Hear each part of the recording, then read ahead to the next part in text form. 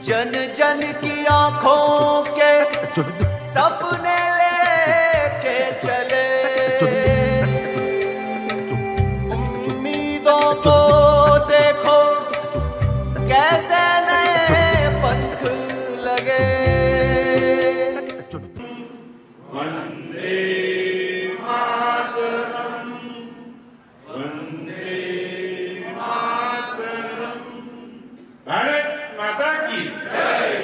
ખાતે યોજાયું ભાજપાનું પ્રથમ રાષ્ટ્રીય અધિવેશન ત્યારે અટલજીએ ઉદ્ઘોષ કર્યો, भारत के पश्चिमी घाट को मंडित करने वाले महासागर के किनारे खड़े होकर मैं ये भविष्यवाणी करने का साहस करता हूं, अंधेरा छटेगा, सूरज निकलेगा, कमल खिलेगा। સર્વ શિક્ષા અભિયાન જેવી યોજનાઓએ તો વિકાસને સાચા અર્થમાં સાર્થક કર્યો, પરમાણુ પરીક્ષણ જેવા નિર્ણયોએ તો દેશનું માન વધાર્યું। ભારત માતા की जय, भारत माता की जय। તરીકે આપણા લોક લાડીલા ધારાસભ્ય શ્રીમતી માલતીબેન મેશ્વરીજીની વિનંતી કરીશ કે તેઓ પધારે અને આજના દિવસે આપણા સૌનું સ્વાગત। લોકોના હિત માટે અને લોકો માટે કાર્ય કરે છે।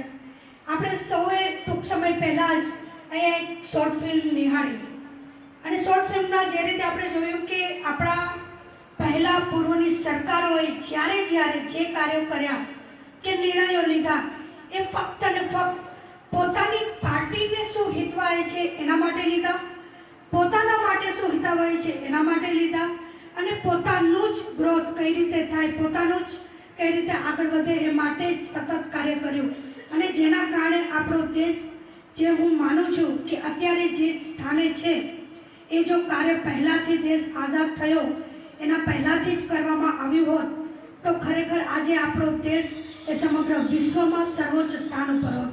51 વર્ષ વિચારતો હતો અને હવે ભવિષ્યમાં તો આપણે વિચારવાનું નથી। 51 વર્ષ અત્યારના જીવનમાં એમને હું વંદન કરું છું।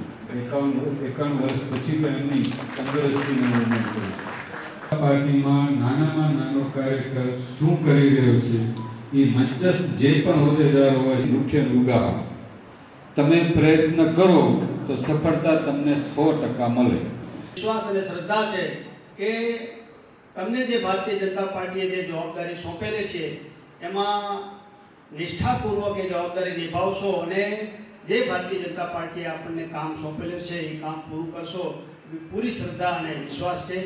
આપણે એમનો સ્થાપના દિન ઉજવી રહ્યા છીએ ત્યારે આ ભારતીય જનતા પાર્ટી આજે વિશ્વની જ્યારે સૌથી મોટી પાર્ટી બની છે ત્યારે મિત્રો જે પાર્ટીએ એની આખી યાત્રા જે શરૂ કરી એ એમાંના જે થોડા લોકો હતા એમને મનમાં વિચાર આવ્યો કે ભાઈ આઝાદી પછી જે દેશમાં ગુલામ હતા, બહારના શાસકો હતા ત્યારે સ્વાભાવિક જ છે એને ક્યારેય ઈચ્છા ન હોય કે આ દેશ સમૃદ્ધ બને, શક્તિશાળી બને, વૈભવશાળી બને, પણ આઝાદી પછી સત્તામાં આવ્યા આપણા જ લોકો કે ખાસ કરીને કોંગ્રેસના લોકો જેને એમાં ઘણા બધા લોકો અને ખાસ કરી તો એમના પ્રધાનમંત્રી વિદેશમાં એમણે અભ્યાસ કરી અને જે તે સમયની એમણે આખી સિસ્ટમ ઊભી એવી કરી, એની યોજનાઓ, નીતિઓ અને એની વિચારધારા એવી ઊભી કરી કે જેમાં આખી વિદેશી વિચારધારાનો પ્રભાવ હતો અને એને કારણે એ આ રાષ્ટ્રવાદી લોકોથી એને સખત ચીડ હતી અને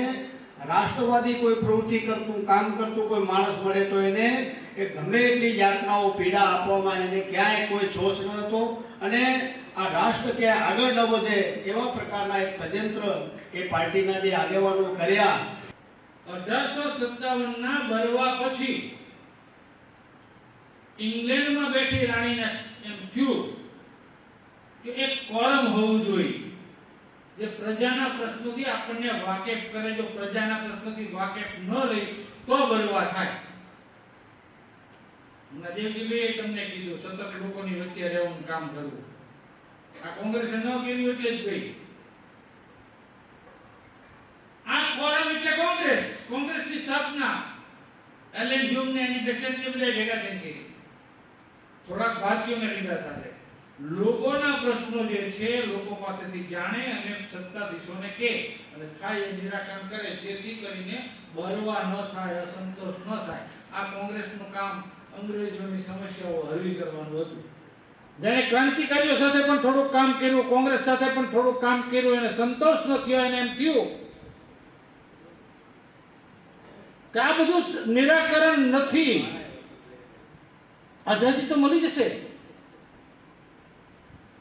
પછી શું? ઘી દૂધની નદીઓ વહેશે, પછી શું? આ દેશનું વાસ્તવિક ઉત્થાન જે છે, આ દેશ એકવાર જગતગુરુ હતો, એને ફરીથી જગતગુરુના સ્થાને મૂકવો હોય તો શું કરવું જોઈએ? કોણ કરી શકશે? ભૌતિક સુવિધાઓ ગમે એટલી આવે, તો એક જ જવાબ એમના આત્માએ એમને આપ્યો હતો કે દેશ માટેની લાગણી દેશની પ્રજાને હોય છે, દેશની જમીનના સાથે જોડાયેલ એના ખમીરને હોય છે. જમીન સાથે જોડાયેલ કોણ છે? દેશની પ્રજા કોણ છે? આ દેશનો માણસ કોણ છે? એને સંગઠિત કરો, અને એ સંગઠિત થશે, એની ભાવના જાગૃત થશે તો આઝાદી મળે એ પહેલા કે મળે એ પછી